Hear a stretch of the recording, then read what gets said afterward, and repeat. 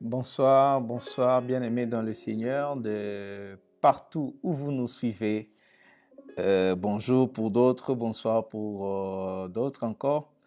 Nous sommes très heureux, très heureux d'être là encore une fois ce soir pour notre programme. Bonsoir, pasteur Jean-Claude, bonsoir à tout le monde. Shalom, Maman Wiva. Bonsoir Allégresse et bonsoir Maman Nikas. Merci d'être là. Merci pour votre fidélité. Je rends grâce à Dieu parce que il nous permet de poursuivre, d'avancer. Et plus nous avançons, le jour avance, nous bénissons le Seigneur pour les témoignages de ce qu'il est en train de faire, pour l'édification. Beaucoup de vies sont bénies, visitées et je crois que Dieu fera encore davantage au-delà de ce que nous avons déjà vécu. Et nous voyons le Seigneur exaucer nos prières. Et je crois fermement qu'au travers de ces choses, de ces enseignements, le Seigneur est en train de construire de vie. Il est en train de restaurer de vie. Et pour cela, nous ne cesserons de rendre grâce à Dieu. Alors que vous êtes connectés, merci. Je vais demander à chacun d'entre nous qui sommes en ligne maintenant de pouvoir partager avant que l'on commence, avant qu'on touche notre sujet. Aidez-moi juste à partager la vidéo. Partagez, rassurez-vous que vous avez partagé sur une page, vous avez partagé sur votre statut, vous avez partagé sur votre profil, vous avez invité un ami. Rassurez-vous, bonsoir Maman Gertrude à partir de la Belgique. Bonsoir Nathan, bonsoir Mehdi. Aidez-nous à partager, aidez-nous à partager, aidez-nous à partager s'il vous plaît. Partagez la vidéo pour que les autres se joignent à nous. Aujourd'hui, ça sera encore merveilleux. Et pendant que j'étais en train de préparer, bonsoir Allégresse, pendant que j'étais en train de préparer, les seigneurs mettait encore beaucoup de choses en moi. Et chaque fois que je relis les livres d'Apocalypse, c'est toujours quelque chose de nouveau. Je revois encore toutes les choses que Dieu m'a parlé et il est en train d'éclaircir beaucoup de choses. Et aujourd'hui, nous allons en tout cas apporter encore plus d'éclaircissement sur certaines vérités et parce que nous sommes déjà en train d'atteindre la fin du chapitre 3. C'est l'avant-dernière église, l'église de Philadelphie que nous sommes en train d'étudier aujourd'hui. Que le Seigneur nous parle encore, nous visite et nous inspire. Alors, nous sommes bel et bien dans les livres d'Apocalypse, déjà au chapitre 3. Et si vous avez raté les leçons précédentes, je vous prie vraiment de rentrer au début, de visiter notre chaîne YouTube, Turam Kasongo TV. Visitez notre chaîne YouTube et vous y trouverez tous les enseignements qui sont là. Alors, je vais lire Apocalypse 3 à partir du verset 7 jusqu'au verset 13, comme l'indique notre intitulé. Écrit à l'ange de l'église de Philadelphie, voici ce que dit le Saint, le véritable, c'est lui qui a la clé de David, c'est lui qui ouvre et personne ne fermera, c'est lui qui ferme et personne n'ouvrira. Je connais tes œuvres, voici parce que tu as peu de puissance et que tu as gardé ma parole et que tu n'as pas renié mon nom, j'ai mis devant toi une porte ouverte que personne ne peut fermer. Voici, je te donne de ceux de la synagogue de Satan qui se disent juifs et ne le sont pas, mais qui mentent. Voici, je les ferai venir se prosterner à tes pieds et connaître que je t'ai aimé. Parce que tu as gardé la parole et la persévérance en moi, je te garderai aussi à l'heure de la tentation qui va venir sur le monde entier pour éprouver les habitants de la terre. Je viens bientôt. Retiens ce que tu as afin que personne ne prenne ta couronne. C'est lui qui vaincra. Je ferai de lui une colonne dans les temples de mon Dieu et il n'en sortira plus. J'écrirai sur lui le nom de mon Dieu et le nom de la ville de mon Dieu, de la nouvelle Jérusalem qui descend du ciel d'auprès de mon Dieu et mon nom nouveau. Que celui qui a des oreilles entende ce que l'Esprit dit aux églises. Amen. Alors, partagez, même ceux qui nous rejoignent, partagez, j'aimerais voir partager. Je remarque qu'il y a des gens qui n'ont pas encore partagé. Partagez la vidéo s'il vous plaît, partagez pour inviter les amis, pour alerter les autres qui ne savent pas qu'on a déjà commencé. Partagez la vidéo, lancez le partage. Il y a un bouton là écrit partager. Utilisez-la. Utilisez les réseaux sociaux à bon escient pour la gloire du Seigneur. Parfois, ça m'énerve, disons-le comme ça, lorsque je vois des bêtises être partagées en milliers, en millions, voire des millions de partages juste pour quelque chose qui fait rire les gens, juste pour quelque chose qui parfois fait passer un mauvais message. Mais vous voyez des millions d'individus partager cela. Et c'est le devoir pour nous en tant qu'enfants de Dieu de pouvoir partager. Je te salue Sharon Moutompé. C'est pour nous aussi, nous devons partager un peu comme on dit en lingala, nanko, c'est-à-dire partageons les bonnes choses et je vous encourage à partager cette vidéo. Alors, parce que vous ne savez pas qui est-ce que vous bénirez juste en cliquant partage. Apocalypse 3, comme je viens de le lire là, à l'église de Philadelphie, alors l'église de Sardes que nous avons vue la fois passée, hier, c'était l'église qui représentait, comme je l'ai dit, l'église protestante, l'âge de l'église protestante, et nous avons dit toutes les vérités qu'il y a dedans.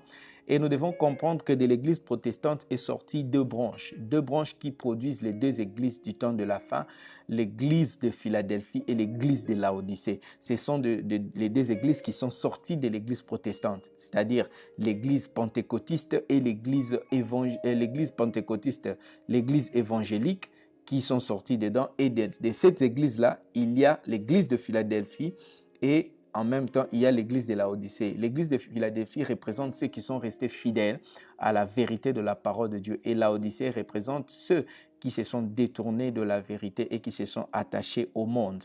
Mais aujourd'hui, nous allons étudier l'église de Philadelphie qui représente l'église véritable du Seigneur Jésus-Christ en ces temps de la fin. Alors, l'église de Philadelphie est l'église fidèle qui marche conformément à la parole de Dieu. Et l'église de Laodicée qui a complètement renié sa foi en s'accrochant au monde. Nous allons voir ça demain pour clôturer les messages sur l'église. Alors, aujourd'hui, nous allons nous focaliser uniquement sur l'église de Philadelphie. Philadelphie qui vient du mot grec, deux mots grecs, philéo et adelphas. Philéo et adelphas. Philéo veut dire amour, comme on l'avait vu quand on a étudié les trois sortes d'amour. Philéo veut dire amour et puis adelphas veut dire frère. Et l'église de Philadelphie, c'est-à-dire c'est l'église de l'amour fraternel, là où le frère s'aime. Alors, j'aimerais insister pour demander aux amis de partager la vidéo parce que je ne remarque pas encore les icônes de partager sur vos identifiants ici. Partagez la vidéo pour que les autres nous rejoignent et soient bénis. Alors, que Dieu te bénisse pour les partages que tu es en train de faire. Alors, il dit à fraternel, c'est l'église de l'amour fraternel, Philadelphie.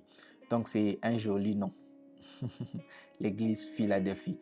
Alors, le verset 7 dit, quand le Christ se présente, il dit, écrit à l'ange de l'église de Philadelphie. Voici ce que dit le Saint, le véritable, c'est lui qui a la clé de David, celui qui ouvre et personne ne fermera, c'est lui qui ferme et personne n'ouvrira. Dans toutes les lettres précédentes que le Christ a écrites aux autres églises, le Seigneur s'est présenté en prenant l'une des images de sa présentation à Jean au chapitre 1, c'est-à-dire soit il s'est présenté comme celui qui a les yeux qui brillent comme le soleil, soit qui a le pied comme des lérins ardents. Il prend l'une des images de sa présentation à Jean au chapitre 1, mais à l'église de Philadelphie spécialement, il n'utilise aucune image de ce qu'il a présenté au chapitre 1. Alors, à l'église de Philadelphie, il se présente autrement, avec de nouveaux éléments et qui n'ont pas encore été évoqués dans ces livres d'Apocalypse, mais que les autres livres de la Bible, les prophètes ont présenté. Par exemple, quand il dit c'est lui qui est le saint et le véritable, psaume 111, verset 9. Psaume 111, verset 9, c'est là où l'apôtre, j'allais dire l'apôtre David, le roi David, parle de lui que son nom est saint. Le psaume 111, 9 dit, il a envoyé la délivrance à son peuple, il a établi pour toujours son alliance, son nom est saint et redoutable, son nom est saint et redoutable, et il se présente comme étant le saint, c'est-à-dire il est ce que son nom dit, saint. C'est une déclaration que seul Dieu peut faire. Aucun autre ne peut le faire. Aucune personne ne peut réclamer être ce que son nom est. C'est seul Dieu qui peut réclamer. Son nom est saint. Et il est saint parce que son nom est saint. Alors nous, tu peux t'appeler parfois, ton nom peut signifier courage, mais sans pour autant que tu sois courageux. Ou bien être courageux de temps en temps, mais pas toujours. Et il n'y a que Dieu qui est réellement ce que son nom dit qu'il est. Vous comprenez? Et il dit, il est le saint et le véritable. Mais dans la version, quand le psalmiste dit son nom est saint et redoutable, dans la version anglaise, redoutable, c'est révérend. His name is holy and reverend. Révérend. Et c'est les titres que nous utilisons parfois. Les titres que nous utilisons, révérend. Et personnellement, moi, je n'aime pas trop qu'on m'appelle révérend parce que révérend, c'est le mot hébreu qui veut dire en hébreu, qui veut dire crainte, qui veut dire terrible, qui veut dire épouvantable, qui veut dire effrayant, qui veut dire... donc, c'est comme ça qu'on utilise ces mots en hébreu révérend. Et quand on dit son nom est révérend, c'est-à-dire que son nom est redoutable, son nom est terrible, son nom produit la crainte, son nom. Alors, je ne crois pas que je sois digne d'être appelé révérend. Je n'ai aucun problème avec ce qui s'appelle révérend, mais personnellement, je n'accepte pas trop ces titres de révérend parce que dans la Bible aussi, nous ne les trouvons sur aucun apôtre ou aucune personne. Seul Dieu est appelé révérend. Alors, c'est comme ça, moi, personnellement, pour des raisons de convenance. Alors, je ne sais pas pourquoi les autres l'adoptent, mais ils ont leur convention dans laquelle je ne veux pas entrer. Je les laisse dans leur convention qui s'appelle révérend. Je ne trouve aucun mal pour ça, mais pour moi, je n'aime pas qu'on m'appelle révérend parce que je ne crois pas que je sois révérend, ni mon nom n'est pas révérend. Je préfère qu'on m'appelle évangéliste Thuram, apôtre Thuram, prophète Thuram, pasteur Thuram, docteur Thuram, frère Thuram, ça me va très bien. Vieux Thuram pour les plus intimes ou papa toutou pour les uns et les autres. Donc, c'est comme ça. Alors, nous portons parfois des noms qui ne signifient pas grand-chose. Vous savez, Jésus, son nom signifie Jéhovah notre salut. Le nom de Jésus signifie Jéhovah notre salut. Et c'est parce qu'il est véritablement notre salut. Vous voyez, son nom, il sait qu'il est, et il est révérend. Alors, les autres descriptions, quand il poursuit à l'église de Philadelphie, il présente sa sainteté et sa vérité parce que l'église de Philadelphie est restée saint et véritable. Et puis il continue, il dit, c'est lui qui a la clé de David, c'est lui qui ouvre et personne ne fermera. C'est lui qui ferme et personne n'ouvrira. Vous comprenez, c'est lui qui a la clé de David, c'est lui qui ouvre et personne ne fermera, c'est lui qui ferme et personne n'ouvrira. C'est tiré du prophète Ésaïe, le prophète Ésaïe qui dit dans Ésaïe 22, 16 à 22, il dit ceci, j'aimerais que vous lisiez, mais quand vous lisez Ésaïe 22, 16 à 22, il est en train de donner une prophétie par rapport à un roi qui s'était fait construire un sépulcre de luxe dans un rocher. Et les prophètes lui annonçaient qu'il n'y sera même pas enterré. Comprenez, qu'il ne sera même pas enterré dans cette tombe, dans ces sépulcres qu'il s'est fait construire. Les prophètes ont dit, tu seras porté, on t'amènera captif par tes ennemis. Et il dit, tu seras captif, on va te captiver et on ira avec toi. Et c'est au verset 16 qu'il dit, il parle de Dieu qui a les clés de David, les clés de David. J'aimerais peut-être lire seulement le verset 22, Ésaïe 22, 22. Il dit ceci, je vais lire seulement le verset 22 pour que vous voyez ça clairement. 22, il dit ceci au verset 22 d'Ésaïe 22. Je mettrai son épaule sur son épaule la clé de la maison de David. Quand il ouvrira, nul ne fermera. Quand il fermera, nul n'ouvrira. Donc ici, c'est pour... Et Jésus se présente à l'église de Philadelphie, dit, c'est lui qui a les clés de David. Il ferme, personne n'ouvre. Et je prie que c'est Dieu-là qui ouvre les portes que personne ne ferme et qui ferme les portes que personne ne peut ouvrir, qu'il ouvre des portes qui sont nécessaires pour ta paix et ta bénédiction dans ta vie et qu'il ferme toutes les portes des malheurs dans ta vie au nom de Jésus. Et je prie ce soir qu'il se présente, que tu les découvres aujourd'hui et qu'il se révèle à toi aujourd'hui comme celui qui ouvre, personne ne peut fermer et comme celui qui ferme, personne ne peut ouvrir et qu'il ouvre pour toi des portes qui t'amènera à la gloire, à la grandeur et à vivre les bontés de Dieu et que cette main-là de l'Éternel ferme les portes de l'ennemi. Alors le verset 8, il dit, « Je connais tes œuvres. Voici parce que tu as peu de puissance, parce que tu as peu de puissance et que tu as gardé ma parole et que tu as gardé ma parole et que tu n'as pas renié mon nom. J'ai mis devant toi une porte ouverte que personne ne peut fermer. Une porte ouverte que personne ne peut fermer. » C'est la déclaration de Jésus à l'église de Philadelphie, la vraie église du temps de la fin. J'aimerais que toi aussi tu sois la vraie église du Seigneur.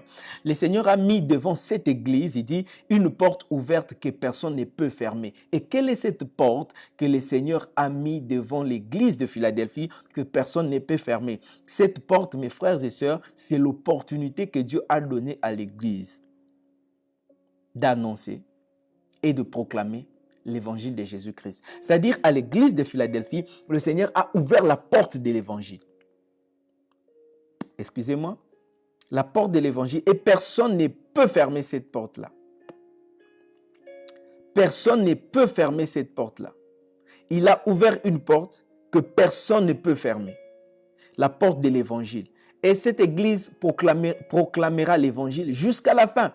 Et même si la politique se lève pour fermer la bouche de l'église pour annoncer l'évangile, la politique ne peut pas le faire. La persécution ne peut pas le faire. La pauvreté ne peut pas le faire. Rien ne peut fermer cette porte. Et l'Éternel a ouvert cette porte à l'église. Il dit, j'ai ouvert cette porte que personne ne peut fermer. Et c'est l'annonce, la proclamation de l'évangile. C'est pourquoi nous devons faire tout ce qui est à notre pouvoir pour passer par cette porte, c'est-à-dire pour proclamer l'évangile. C'est pourquoi l'apôtre Paul dit, « Malheur à moi si j'annonce pas l'évangile. Malheur à moi si je n'annonce pas l'évangile. » Parce que Dieu a ouvert cette porte. Il nous a donné cette opportunité. Et personne ne peut freiner cela. Personne ne peut fermer cette porte-là jusqu'à ce que le Seigneur revienne. Et faisons ce travail.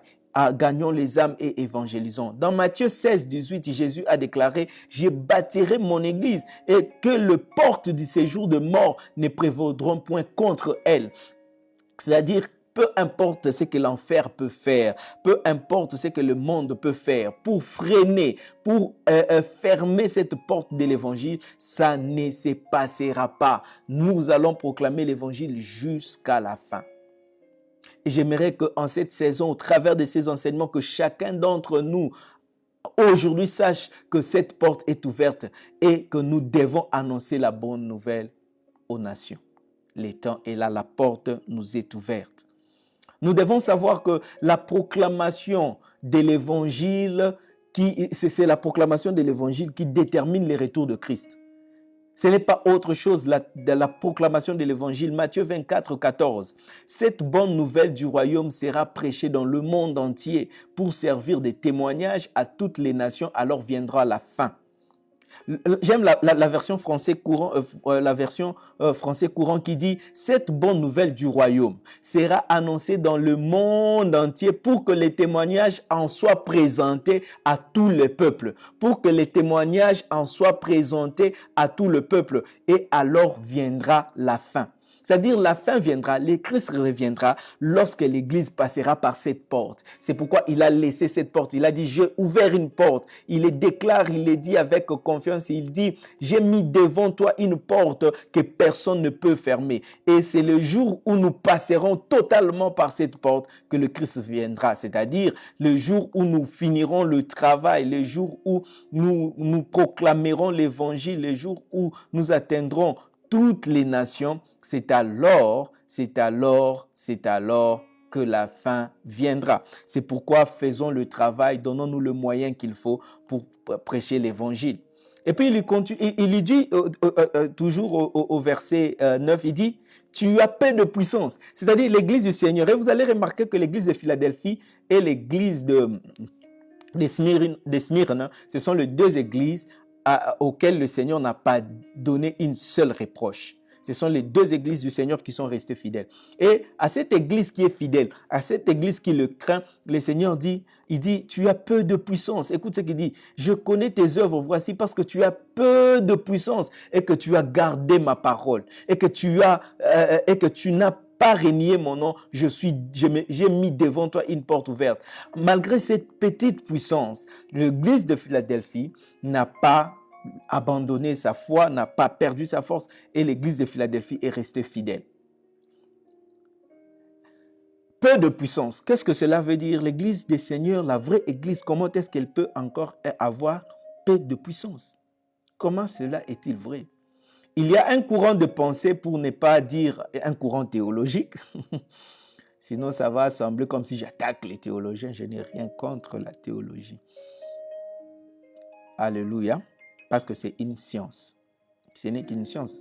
Alors, si tu t'opposes contre la théologie, il faut s'opposer à toutes les sciences, à la médecine, à toutes les sciences. Ce n'est qu'une science. Alors, la science est bonne parce que la Bible a dit, à la foi, ajouter la science. Donc, rassure-toi que tu as la foi. Mais j'aimerais plus dire, il y a un courant de pensée aussi qui est devenu un courant théologique et qui est né dans les mouvements évangéliques et dans le mouvement pentecôtiste qui croit qu'avant le retour de Christ, avant que le Christ ne revienne pour prendre son église, l'église doit d'abord devenir une superpuissance mondiale.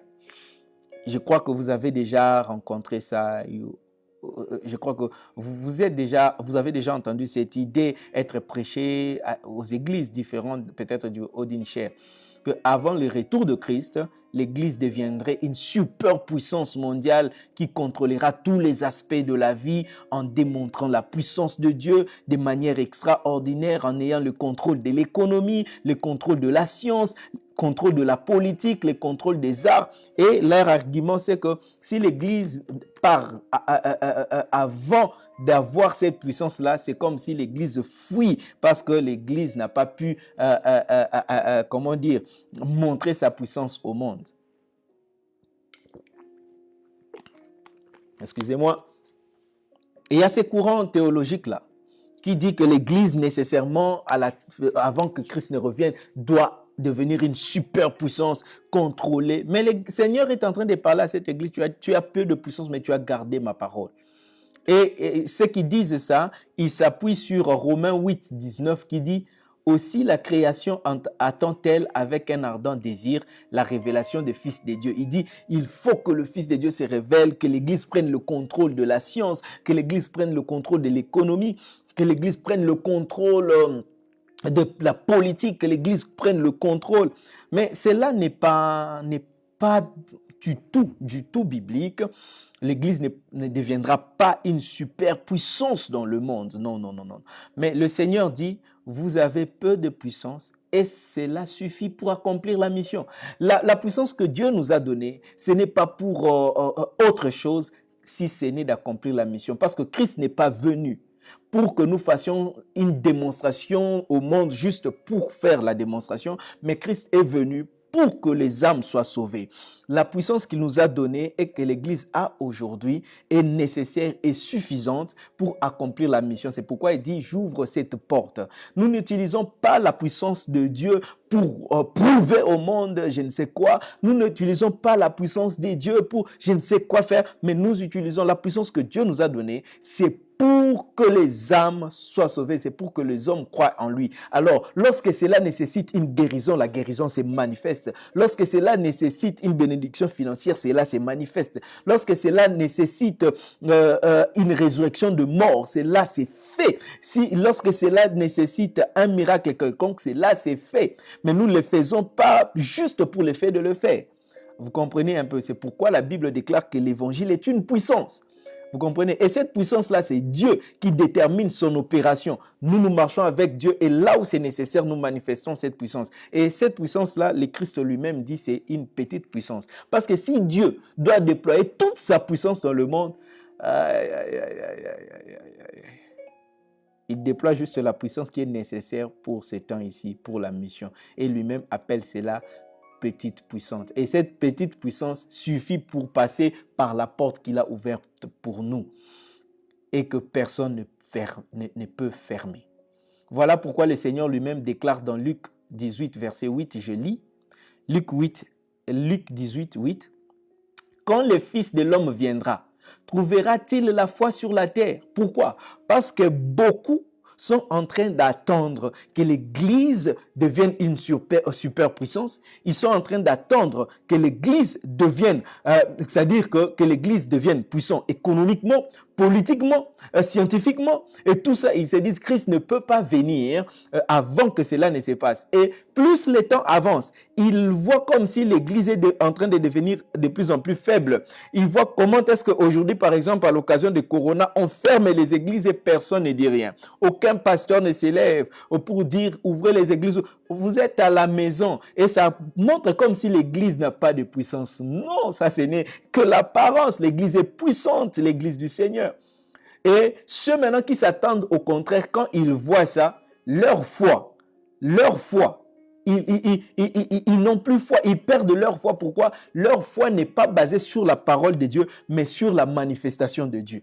Et quand ils ne voient pas cette manifestation-là, ils perdent la foi. Quand ils voient l'église être fermée, quand ils voient les pasteurs être arrêtés, quand ils voient des pasteurs tomber, quand ils voient ces choses-là, ils disent, c'est que ces choses sont des aventures et plusieurs abandonnent la foi comme ça. Et c'est comme ça que Christ pose la question, quand le Fils de l'homme viendra, trouveras-t-il la foi sur la terre?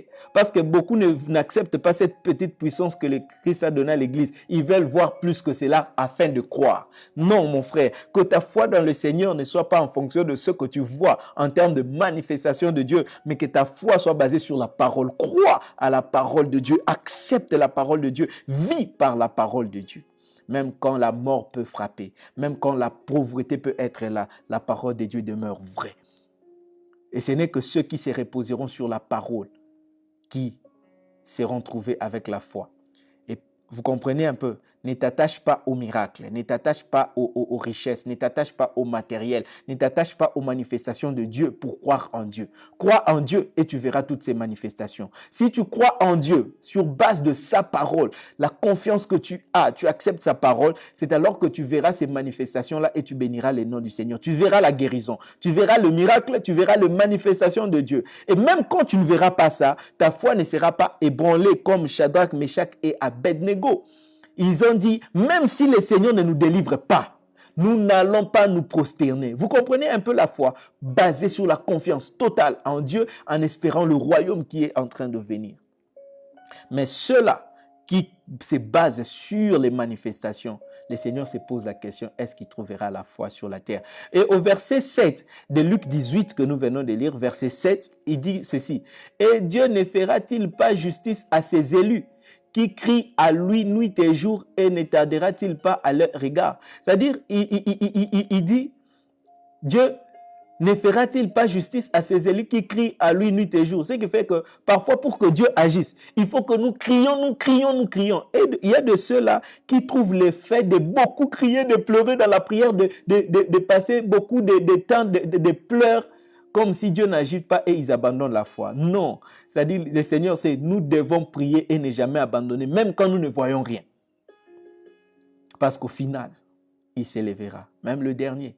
Et toujours Luc 18 au verset 6, la Bible dit ceci, « Jésus leur adressa une parabole pour montrer qu'il faut toujours prier et ne point se relâcher. » Prier ne point se relâcher, c'est-à-dire, et là il avait donné l'histoire de la veuve qui devait insister auprès du juge. Donc c'est une façon que le Seigneur nous dit, parfois il nous faut beaucoup prier pour voir la réponse. Et il y a de ceux-là qui se fatiguent parce qu'ils veulent que Dieu soit le Dieu du tic au tac. Parce que c'est un terme qu'on utilise beaucoup. Tic au tac. Oui, Dieu peut agir du tic au tac, mais il est souverain. Il peut aussi agir en prenant beaucoup de temps. C'est toujours Dieu. Et tout ce qu'il fait est bon, est bon, est bon en son temps. Je crois au Dieu du tic au tac. Je crois aussi au Dieu qui fait les choses en son temps, indépendamment de ce que nous pouvons désirer à l'instant. Et pendant que tu attends la promesse, pendant que tu attends l'exaucement de ta prière, ne te lasse pas, continue à prier. Et ceux qui continuent à prier, même lorsque l'exaucement n'est pas encore là, ce n'est que ceux-là qui s'attachent à la parole de Dieu. Ceux-là qui font confiance en Dieu. C'est pourquoi moi, j'ai fait confiance en Dieu. J'ai prié pour les choses, sachant que Dieu va intervenir et il intervient. Même quand je ne vois rien se passer, je sais qu'il a entendu ma prière et qu'il a déjà programmé la chose. Et il faut que je continue à prier et je n'arrête que jusqu'à ce que je voie la chose s'accomplir. Mes amis, prions. Prions, prions et restons équilibrés. Il ne faut pas se relâcher. Mon frère, ma soeur, n'arrête pas de prier, même si les choses ne se passent pas comme tu le souhaites. Homme de Dieu, n'abandonne pas le ministère, n'abandonne pas la crainte du Seigneur, même si tu vois comme si tes prières ne fonctionnent pas. Persévère. Persévère, persévère, persévère, le Seigneur est avec toi. Et il dit encore dans Matthieu 24, verset 12, « Et parce que l'iniquité sera accrue, l'amour du plus grand nombre se refroidira. » L'amour du plus grand nombre se refroidira parce que l'iniquité se sera accrue. Et pendant que nous sommes dans le monde, c'est courant des gens qui croient que l'Église va overpower, l'Église va dominer l'Église. Quand ils seront en train de voir l'iniquité s'accroître, ils vont croire comme si l'Église est en train de perdre. Et beaucoup arrêteront de croire et l'amour de plusieurs se refroidira. Mais toi, garde la parole, c'est ce qu'il a dit. Tu as peu de puissance, mais tu as gardé ma parole. Tu as peu de puissance, mais tu n'as pas renié mon nom. Tu as peu de puissance. Même si tu constates ta vie chrétienne avoir peu de puissance, ne pas accomplir beaucoup de choses. Tu n'atteins pas beaucoup de choses. Tu n'accomplis pas beaucoup de choses. Je t'encourage, mon frère, ma soeur. Je t'encourage. Garde la parole de Dieu. Ne renie pas le nom du Seigneur. Même si tu vois, tu pries, les choses ne changent pas, tu remarques, en tout cas, je n'ai pas de puissance. Sache qu'il y a une petite puissance qui est en toi et accroche-toi à la parole et tu vaincras à la fin. Il y a une porte qui est ouverte pour toi pour sauver les autres. Avec la petite force que nous avons, passons par la porte qui nous est ouverte. Courons avec persévérance la carrière qui nous est ouverte et servons le Seigneur avec persévérance. Alors, personnellement, j'ai découvert que plus j'utilise les peu que le Seigneur m'a donné, plus je reçois de lui. Ça, c'est un secret que je partage avec toi. Ça, je l'ai découvert dans ma vie. Plus j'utilise le peu de puissance qu'il m'a donné, le peu de grâce qu'il m'a donné, le peu d'argent qu'il m'a donné, plus je l'utilise pour le Seigneur, pour la gloire du Seigneur, plus je reçois du Seigneur. Mais quand tu n'utilises pas le peu que tu as, tu vas commencer à stagner et tu ne verras même pas la main du Seigneur. Tu vas stagner sur ta vie, sur le plan ministériel, sur le plan financier, tu vas stagner. C'est pourquoi je t'encourage, utilise le peu de puissance que tu as. Utilise le peu de foi que tu as. Utilise le peu d'argent que tu as. Utilise le peu de talent que tu as. Plus tu utilises le peu que tu as, plus tu reçois du Seigneur. Plus tu utilises le peu que tu as, plus le Seigneur te donne beaucoup. Plus tu utilises ce que tu as, plus le Seigneur te donne beaucoup. C'est pourquoi n'arrête pas. Utilise la grâce que le Seigneur t'a donnée. C'est pourquoi je vous enseigne. Ce que je sais ici, ce sont des petites choses. Et c'est la grâce que j'ai, c'est une petite grâce. Mais je n'arrête pas de l'utiliser. Et plus j'utilise cette grâce, le Seigneur ajoute encore. Plus je reçois des révélations, plus le Seigneur se révèle à moi de manière particulière. Parce que j'ai appris à utiliser les peu que j'ai. Le peu que j'ai. Et en tant que pasteur dans une église, en tant que bien-aimé, rassure-toi que tu permets à tes membres de l'église d'utiliser les peu de grâce qu'ils ont. N'attends pas que quelqu'un soit complet, parce que si quelqu'un n'utilise pas le peu de grâce qu'il a, il ne grandira pas, il ne se développera pas. Alors que chaque personne utilise le don de la grâce qu'il a reçu au niveau où il est. Il ne faut pas attendre à voir plus. Le peu que tu as suffit pour faire quelque chose à ton niveau. Permets à chaque personne d'utiliser le don, la grâce qu'il a dans les petites choses, parce que celui qui est fidèle dans les petits le sera aussi dans les grandes choses. Alléluia. Ne cherchez jamais à faire au-delà de ce que vous pouvez. Faites avec ce que vous avez, le don que tu as, utilise-les à l'église. La grâce que tu as, utilise-les à l'église. Et que l'église, les leaders de l'église permettent aux gens d'utiliser les dons et les grâces qu'ils ont à leur niveau. Encadrez-le, permettez-les, c'est alors que vous verrez la croissance. Le peu d'argent que tu as, utilise-le pour l'œuvre de Dieu. Ne fais pas au-delà. N'attends pas, n'aspire même pas à faire plus que ce que tu as. Juste commence à faire avec ce que tu as. Tu verras comment le Seigneur fera grandir ce que tu as pour que tu atteignes des grandes choses. Le plus important, c'est de garder la parole de Dieu et de ne pas renier le nom de Jésus. Et c'est en travaillant, en faisant. Il y a des gens qui me disent parfois ou qui promettent à certains hommes de Dieu, le jour où le Seigneur me donnera, je viendrai soutenir ton ministère. Oh, mon frère, n'attends pas, parce que si tu attends, tu n'auras jamais. Avec les peu que tu as, soutiens l'œuvre de Dieu. Même si c'est $1, même si c'est $2, même si c'est $3, même si c'est $10, même si c'est $20, ne tiens pas compte de ça. Toi, sers le Seigneur avec les peu que tu as. Même s'il faut que tu envoies $1 pour soutenir l'œuvre de Dieu, c'est ce que tu as. C'est alors que le Seigneur fera grandir ce que tu as. Si tu n'es pas capable d'enseigner toute la Bible comme moi je l'ai fait maintenant, bien-aimé, il y a peut-être un verset que tu peux enseigner à quelqu'un, il y a un chapitre que tu peux enseigner à quelqu'un. Fais avec les peu que tu as et le Seigneur te conduira à faire plus. Si tu ne sais pas gagner 10 000 âmes, gagne même la personne qui est. Si tu ne sais pas aller évangéliser en dehors, dans la rue, dans ta maison, il y a des gens qui ne connaissent pas le Seigneur. Dans ta famille, parmi tes amis, fais avec le peu que tu as, tu verras le Seigneur étendra. N'attends pas que non, le jour où je finirai la théologie, je vais servir le Seigneur, je vais prêcher. Non, tu ne le feras pas. Et si tu le fais, tu le feras très mal. Et même en termes d'argent, quand tu auras beaucoup d'argent, tu ne penseras même pas à l'œuvre de Dieu. Zéro.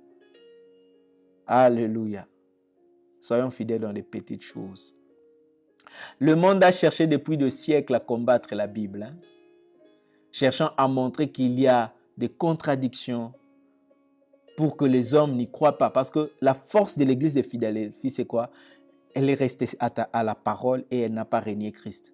Maintenant, l'effort que le diable fait, c'est quoi? Amener les gens à ne pas trouver la force dans les Écritures et dans la Bible. C'est comme ça, il a, pendant des siècles, essayé d'amener des gens qui viennent avec des contradictions pour vous dire que la Bible s'est contredit. Vous ne comprenez pas comment il peut dire ici, il dit ça, il dit de l'autre côté, il dit cela. Et puis, il y a un chrétien qui dit, la Bible, il y a beaucoup de contradictions.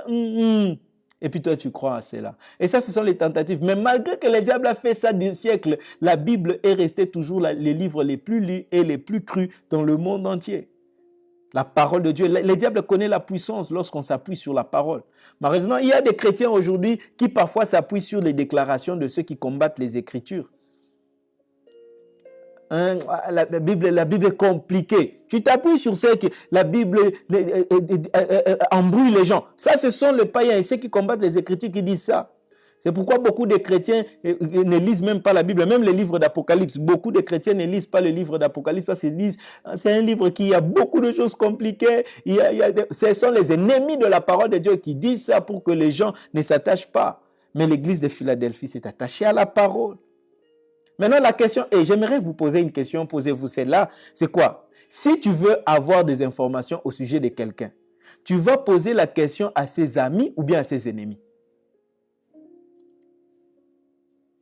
Si tu veux avoir des informations, par exemple, me concernant, tu vas poser la question à mes amis ou bien à mes ennemis. C'est la même chose avec les Écritures. Il ne faut pas écouter ceux qui sont ennemis de la parole de Dieu, parce qu'ils ne vont que te donner des informations qui te découragent par rapport à la parole de Dieu. Pose des questions aux amis de la parole. Pose des questions à ceux qui s'attachent à la parole et ils te parleront et tu aimeras les Écritures. Moi, il est impossible de vivre avec moi et de ne pas aimer la Bible. Je sais faire tomber les gens amoureux de la parole de Dieu. Tous ceux qui sont avec moi, tous ceux de la Mécron, tous ceux de la maison de Dieu, ils finissent par tomber amoureux de la parole de Dieu. Parce que quand j'en parle, ça te donne envie de lire, ça te donne envie d'écouter, ça te donne envie de connaître. Il ne faut pas prêter les oreilles aux ennemis de la parole. Amen.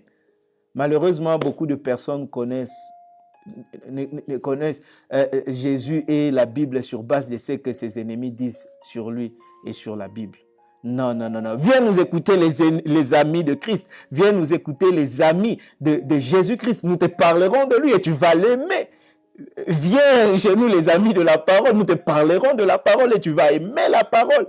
Tu vas aimer les livres d'Apocalypse, les livres d'Ézéchiel, les livres de Zacharie, les livres.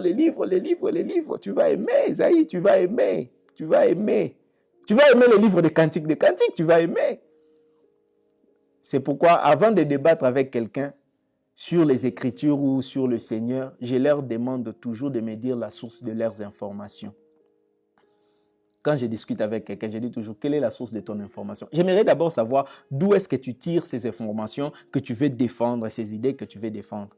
Malheureusement, même au milieu des pasteurs, beaucoup, les informations qu'ils ont sur le Seigneur, sur la Bible, ce sont des informations qu'ils ont écoutées un professeur à l'université théologique ou à l'école biblique en train de dire au tableau. Ce sont les informations qu'il a et parfois il amène ça comme ça en vrac à l'église. Lui-même, il n'a pas encore eu le temps d'étudier cela en profondeur. Il n'a pas encore eu le temps de comprendre cela et de connaître par lui-même. Et il défend des choses qu'il a entendu quelqu'un dire. Parfois, c'est un athée. Le professeur qui lui a enseigné, c'était un athée. Verset 9. Je vais lire le verset 9. Voici, je te donne ceux de la synagogue de Satan, qui se disent juifs et ne le sont pas, mais qui mentent. Voici, je les ferai venir se prosterner à tes pieds et connaître que je t'ai aimé. C'est de la synagogue de Satan. Il dit, ceux qui se disent juifs, voici, je les ferai venir se prosterner à tes pieds comme je t'ai aimé. Jésus promet à son Église de faire se prosterner à ses pieds ses adversaires. Cela n'est possible qu'en gardant la parole, c'est-à-dire avoir le même sentiment qui était en Jésus-Christ. Ce n'est que celui qui a en lui les sentiments qu'il y avait en Jésus-Christ qui verra le Seigneur amener ses ennemis se prosterner devant lui. Vous pouvez le lire dans Philippiens 2 à partir du verset 5. La Bible dit quoi? La Bible parle du Seigneur Jésus-Christ. Philippiens 2 à partir du verset 5. Écoutez ce que la Bible dit. Ayez en vous les sentiments qui étaient en Jésus-Christ, lequel, existant en forme de Dieu, n'a point regardé comme une proie à arracher d'être égal avec Dieu, mais s'est dépouillé lui-même en prenant une forme de serviteur, en devenant semblable aux hommes, et ayant paru comme un simple homme. Il s'est humilié lui-même, se rendant obéissant jusqu'à la mort, même jusqu'à la mort de la croix. C'est pourquoi aussi Dieu l'a souverainement élevé et lui a donné le nom qui est au-dessus de tout nom, afin qu'au nom de Jésus, tout genou fléchisse dans le ciel et sur la terre et sous la terre, et que toute langue confesse que Jésus-Christ est Seigneur à la gloire de Dieu le Père. Qu'est-ce qui a fait que Jésus soit élevé et que tout genou fléchisse et que Dieu lui donne la gloire en face de ses ennemis, en face de ses adversaires? C'est l'humilité. L'humilité, et c'est la chose qui caractérise cette église. Matthieu 20, 26 à 28, il dit quoi? Il n'en sera pas de même au milieu de vous, mais quiconque veut être grand parmi vous, qu'il soit votre serviteur, et quiconque veut être le premier parmi vous, qu'il soit votre esclave. C'est ainsi que le Fils de l'homme est venu, non pour être servi, mais pour servir et donner sa vie comme la rançon de plusieurs. C'est lui qui choisit les chemins du service. C'est lui qui choisit le chemin de l'humilité. Le Seigneur le lève et il fait que ses ennemis viennent se prosterner. C'est pourquoi il dit à l'église d'Éphèse, l'église de Philadelphie plutôt, j'amènerai ceux-là qui se disent juifs et qui sont faux de venir se prosterner. Sois humble, parce que Proverbe 16, 18 les dit, l'arrogance précède la ruine et l'orgueil précède la chute. Celui qui est orgueilleux, le Seigneur le fait chuter. Proverbe 16, 18. Mais celui qui est humble, le Seigneur l'élève. Et quand il parle de faux juifs là, il parle de ceux-là qui se disent croyants au Seigneur. Et sur le plan imagé, nous pouvons aussi comprendre ces textes dans ce sens que ici le Seigneur parle à l'Église. Et les Juifs, à un certain moment, selon Romains 11, 25 à 26, ils seront restaurés et ils viendront. C'est-à-dire que quand il dit ils viendront se prosterner, ce n'est pas se prosterner pour adorer l'Église. Lorsque ceux-là, les Juifs qui croiront, viendront se prosterner devant Christ, ça sera devant l'Église. Je vais lire quand même. Romains 11, 25 à 26. Car je ne veux pas, frères, que vous ignorez ces mystères, afin que vous ne vous regardiez point comme sages. C'est qu'une partie d'Israël est tombée dans l'endurcissement jusqu'à ce que la totalité de païens soit entrée. Et ainsi tout Israël sera sauvé selon qu'il est écrit, les libérateurs viendront de Sion et il retournera de Jacob les impiétés. À un certain moment, ça nous en parlerons lorsque nous allons développer de grandes choses, my God. Ça sera profond. Donc, à un certain moment aussi, les Juifs viendront se prosterner devant le Christ et reconnaître qu'il est Seigneur, même s'ils se sont éloignés. Maintenant, je veux m'appesantir au verset 10 pour, c'est vraiment l'emphase de cette partie. Verset 10, il dit ceci, « Parce que tu as gardé la parole de la persévérance en moi, je te garderai aussi à l'heure de la tentation qui va venir sur le monde entier pour éprouver les habitants de la terre. » Ok? Ce n'est que celui qui gardera la parole de la persévérance en Christ qui sera gardé à l'heure de la tentation qui va venir sur le monde entier pour éprouver les habitants de la terre. Le Seigneur promet à son Église de la garder durant l'heure de la tentation qui va venir sur le monde. Et cette heure de tentation, c'est ce que nous appelons la grande tribulation. La grande tribulation. Et la grande tribulation, lorsqu'elle viendra, le Seigneur dit qu'il va garder son Église. Que veut dire il va garder son Église? Garder son Église veut dire quoi? Que l'Église sera enlevée avant la grande tribulation? Ou que l'Église sera là, mais qu'elle va surmonter cette tribulation-là? Que ça veut dire? Avant de répondre à cette question, il faut que nous puissions définir la tribulation et sa raison d'être. Parce que il y a une forte confusion sur ces points ici en ce qui concerne la grande tribulation. Il y a ceux qui disent que l'Église sera enlevée avant la grande tribulation. Il y a ceux qui disent que l'Église sera là pendant la grande tribulation. Mais comprenez d'abord qu'est-ce que la tribulation avant de dire l'Église ne sera pas là, l'Église ne peut pas être là.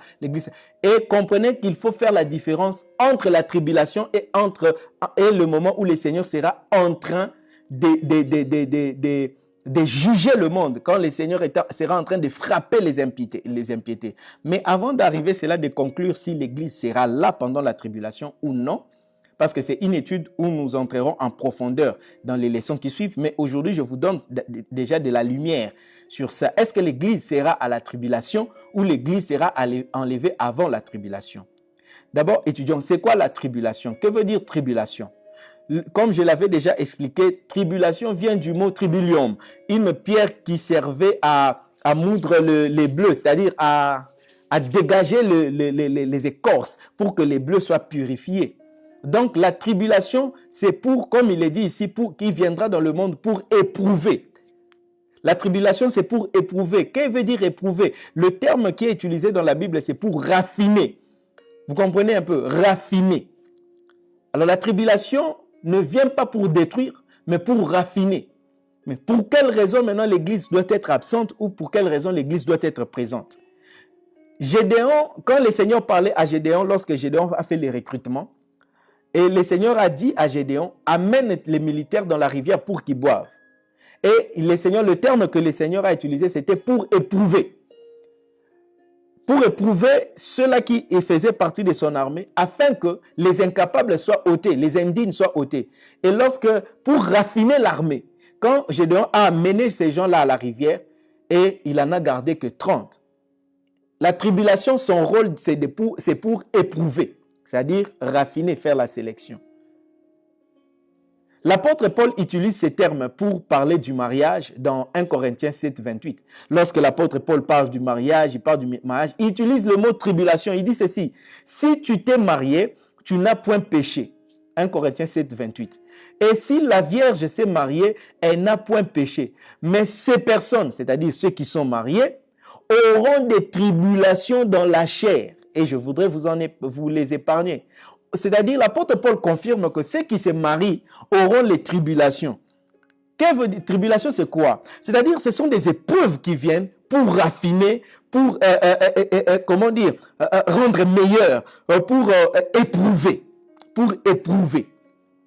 Alors, les tribulations dans les mariages, ça éprouve quoi? Ça raffine quoi? Ça raffine le caractère de la personne, l'humilité de la personne. Ça rend que quelqu'un humble. Les mariages, quand tu es dans le mariage, tu dois concéder des choses à cause de l'autre. Il y a tes libertés qui sont restreintes. Tu n'es pas libre de faire tout ce que tu veux, ça te restreint. Et à cause et c'est comme ça l'apôtre Paul appelle ça tribulation.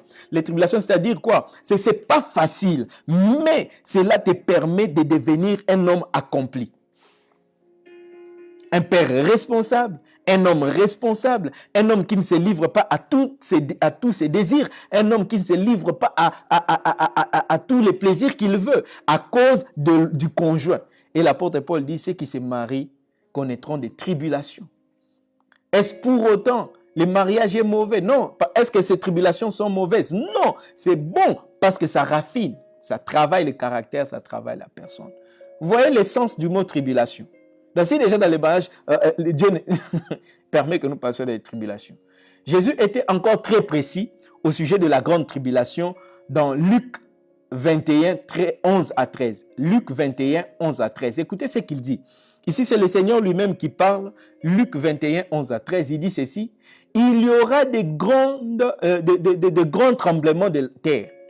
Et en divers lieux, des pestes et des famines. Il y aura des phénomènes terribles et des grands signes dans les ciels. Des grands signes dans les ciels, des tremblements de terre, des phénomènes terribles, il y aura. Mais il dit ceci au verset 12, mais avant tout cela, avant quoi? Avant des grands signes, avant que les étoiles ne tombent, avant que le soleil se transforme en sang, parce que ça, ce n'est pas la tribulation.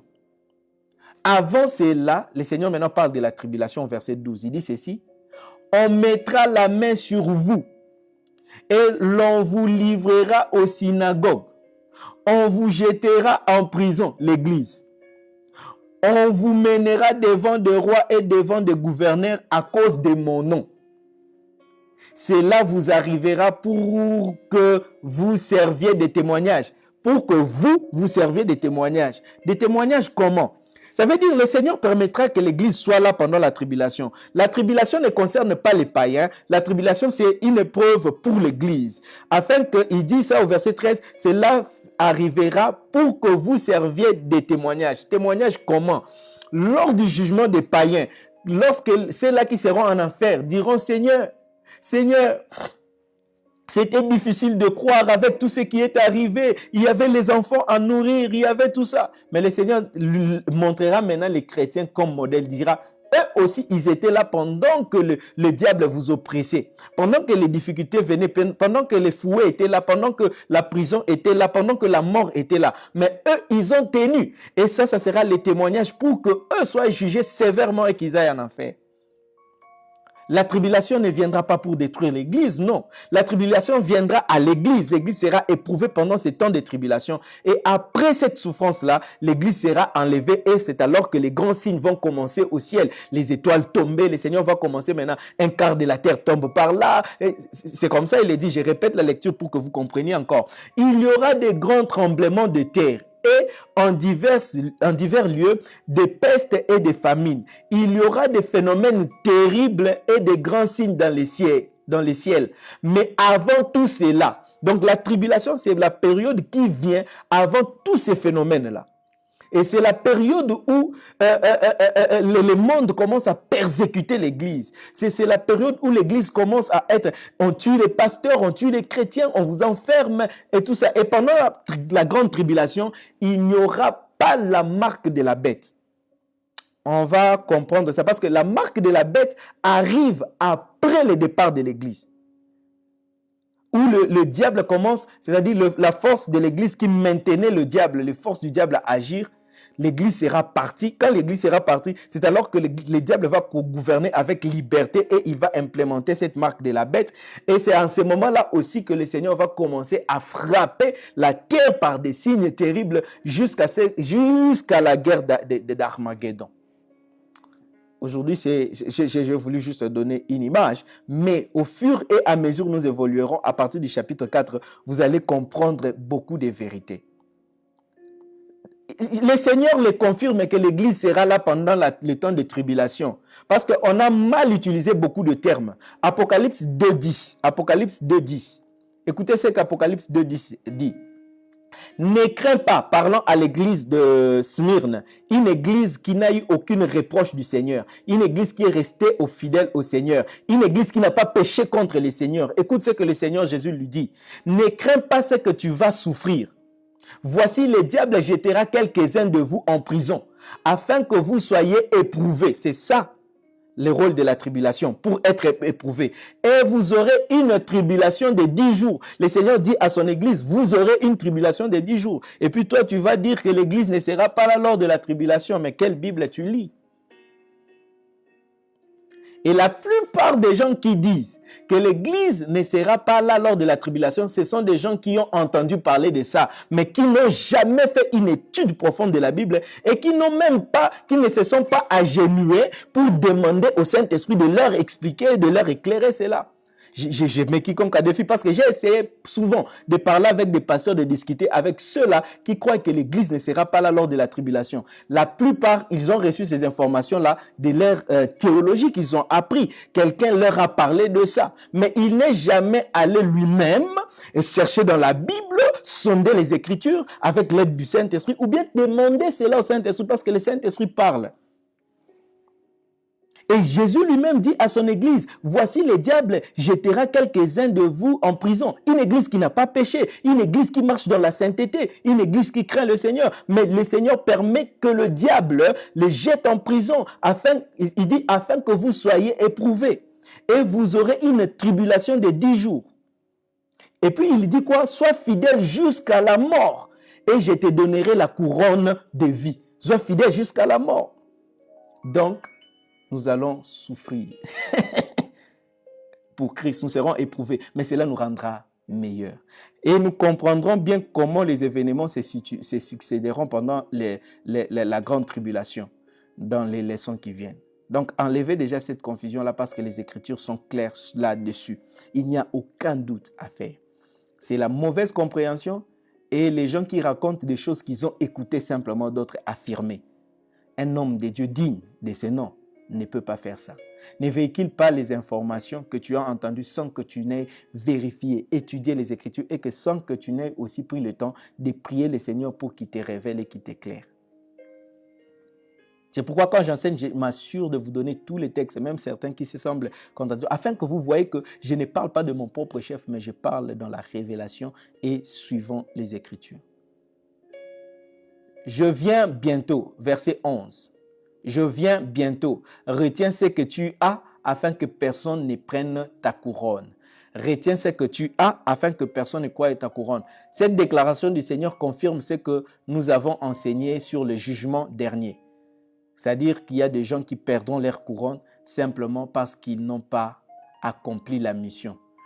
Tous les bénéfices, toute la récompense que le Seigneur avait prévue pour toi dans l'éternité, tu la perdras. C'est comme ça, il dit à l'église de Philadelphie, retiens ce que tu as afin que personne ne prenne ta couronne. Parce que celui qui perdra sa couronne, sa récompense, c'est ça la couronne, ça sera donné à quelqu'un qui a accompli sa mission. Au-delà de ce qu'il recevra déjà, le Seigneur prendra celui qui n'a rien fait, la couronne qui lui était réservée, et le Seigneur va ôter et va donner à quelqu'un d'autre. Et cette personne-là, c'est le manque de cette couronne-là qui fera les larmes de plusieurs personnes durant les millénaires. Nous allons aussi expliquer cela lorsque nous arriverons à ces points-là. C'est pourquoi Dieu déclare plus tard que j'essuierai les larmes. Ça, c'est après les millénaires.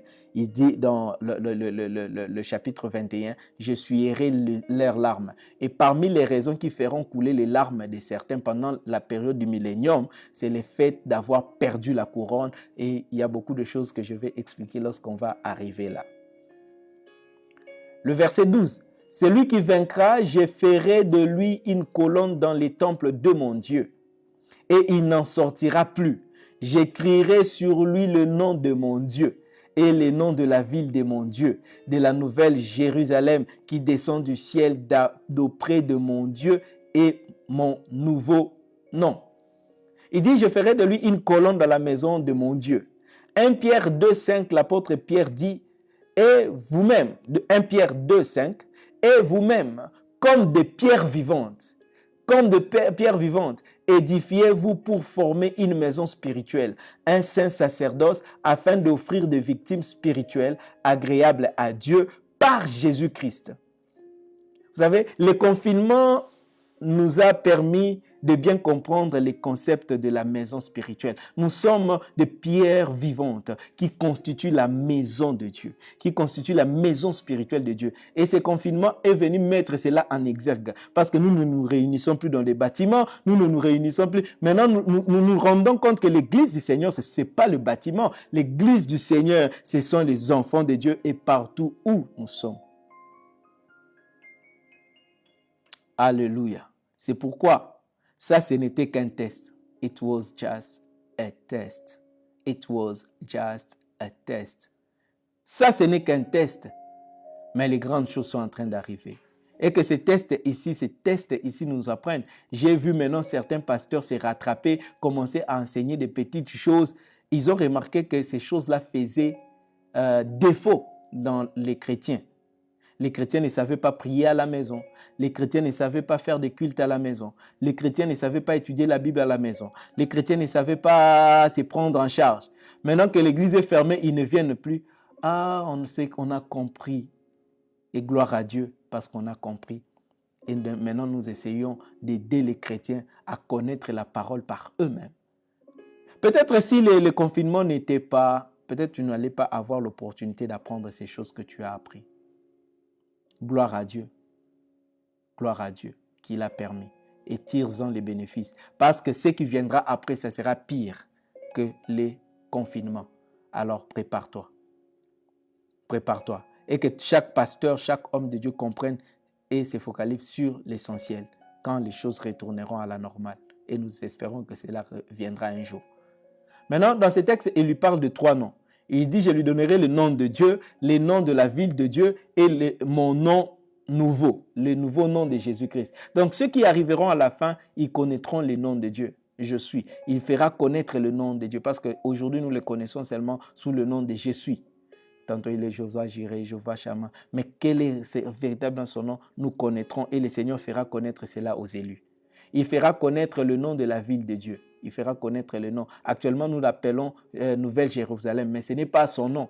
Parce qu'il a dit, je te ferai connaître le nom de la ville de Dieu, le nom de la Nouvelle Jérusalem. La Nouvelle Jérusalem, là, ça a un nom et nous connaîtrons là-bas. Et puis en dernier, Dieu dit, je te ferai connaître mon nouveau nom. Ok, pour Jésus-Christ, ça sera un nouveau nom.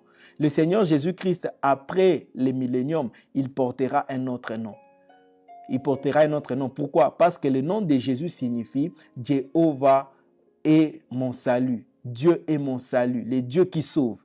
Et comme il nous a déjà sauvés, nous aurons maintenant la révélation de ce qu'il sera pour nous pendant l'éternité. Et il nous donnera ces noms-là qu'il portera pendant l'éternité. Donc, le nom de Jésus est pour la dispensation terrestre. Et il nous donnera maintenant le nom qu'il portera pendant la dispensation de l'éternité. Et il dit, il fera connaître à ceux qui vaincront. Et enfin, le verset 13, il dit que celui qui a des oreilles entende ce que l'Esprit dit aux églises. Que celui qui a des oreilles entende ce que l'Esprit dit aux églises. Je crois que cette parole t'a béni. Je crois que tu as reçu ta part. Le plus important de ce que nous avons dit aujourd'hui, c'est de s'accrocher à la parole. Avec les peu de puissance que nous avons, la porte est ouverte et faisons le travail. Il a dit, il a mis devant nous une porte que personne ne peut fermer. Malheureusement, beaucoup ne passent pas par cette porte-là et les seigneurs en pleurent. Cette porte-là, comme je l'ai dit, c'est partager l'évangile. Il n'y a rien qui peut arrêter celui qui partage l'évangile. C'est pourquoi la Bible dit, heureux sont les pieds sur le montagne de ceux qui annoncent la bonne nouvelle. Ceux qui annoncent la bonne nouvelle sont bénis des dieux. La grâce de Dieu coule dans leur vie et aucune force du mal ne peut les arrêter. C'est une porte que rien ne peut arrêter. C'est pourquoi quand il faut proclamer l'évangile, je ne regarde ni à quoi que ce soit, je me lève et je le fais. Je le fais et j'enseigne aux autres à le faire. Et je crois que ce jour-là, le Seigneur posera la couronne sur ma tête. Je prie pour être fidèle et malgré le peu de puissance que nous avons, que nous poursuivons l'œuvre de Dieu et que nous laissons la main de Dieu faire dans nos vies ce qu'il a prévu. Je prie que Dieu te soutienne, je prie que Dieu te fortifie, que toi tu sois trouvé parmi les peu là qui seront fidèles, même lorsque l'heure de la tentation viendra sur le monde et qu'il te trouvera, même lorsque la tribulation te trouvera, que tu sois parmi ceux-là qui vont tenir et qui vont célébrer Dieu dans l'éternité. Que mon Dieu te bénisse. Je veux prier, Seigneur, je prie pour mes frères et sœurs qui m'ont suivi ce soir. Que ta main soit sur eux, que ta main le fortifie, que ta main le soutienne et que tu accordes à chacun de persévérer et de s'accrocher à cette parole. Tu as permis ces sessions afin qu'ils reçoivent la vraie connaissance. Merci de l'inscrire sur la tablette de leur cœur et qu'ils ne l'oublient pas. Merci de le faire par ta puissance au nom de Jésus. Amen. Que Dieu te bénisse. Nous allons nous revoir demain à 21h, heure de Kinshasa, pour continuer et finir avec les épîtres de Jésus aux églises, avec l'église de Laodicée. Et ensuite, nous passerons, à la fin de l'église de Laodicée, nous aurons une session de questions-réponses où je vais répondre à beaucoup de questions qui m'ont été posées. Si tu as aussi une question, tu peux la poser. Je vais répondre à ça avant qu'on commence le chapitre 4. Et là, ça sera, nous allons encore nous envoler plus haut. Et tu peux aller sur notre chaîne YouTube, Turam Kasongo TV, et là tu trouveras toutes les vidéos de tous les enseignements qui sont là, les fondements de la foi chrétienne, l'étude sur les livres d'Apocalypse et bien d'autres. Et que le Seigneur, mon Dieu, t'édifie au travers de ces enseignements-là. Merci de nous avoir suivis. N'oubliez pas, à la fin de cette vidéo, partagez-les encore avec vos amis. Demain, pendant la journée, lancez un watch party pour que les autres voient et soient aussi bénis. Que mon Dieu vous bénisse. Je vous souhaite une bonne nuit, une bonne soirée et de partout où vous êtes. Bye bye.